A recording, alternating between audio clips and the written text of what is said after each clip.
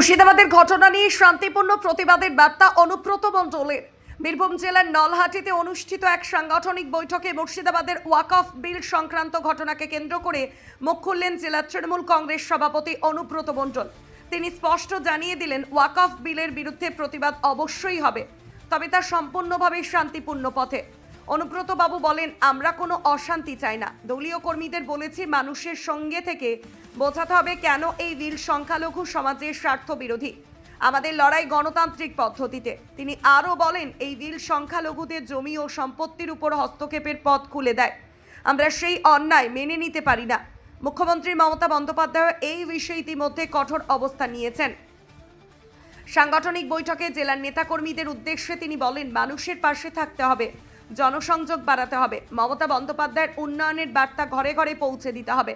মুর্শিদাবাদের ঘটনার প্রেক্ষিতে রাজ্য রাজনীতিতে তৈরি হওয়া আলোচনার মাঝে অনুব্রত মণ্ডলের এই মন্তব্য শান্তিপূর্ণ প্রতিবাদের রাস্তাকে স্পষ্ট করল বলে মনে করছে রাজনৈতিক মহল।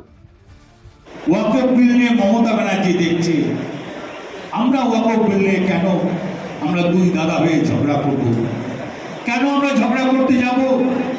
কেন আমার বাংলাতে লাল রক্ত ছড়িয়ে দেব? কেন আমি বাংলার বদনাম করব? কি জন্য করব? আমরা তো তা করতে আসিনি।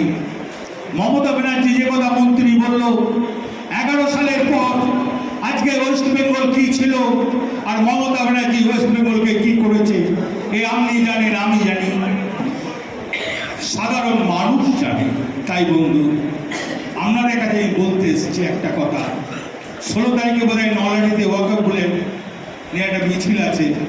আমি পিন্টুকে বলবো, রাজুকে বলবো, পঞ্চায়েত সমিতির সভাধিপতিকে বলবো এবং আমি তোতা রয়েছে সবাইকে আমি বলবো, সেই মিছিলে সামিল হবেন, সুস্থভাবে মিছিল করবেন। নলহাটিবাসীকে বলবো, সুন্দরভাবে করবেন, কোনো হানাহানি যেন না হয়, অশান্তি যেন না হয়, দাদা ভাইয়ের সম্পর্ক যেন ঠিক থাকে।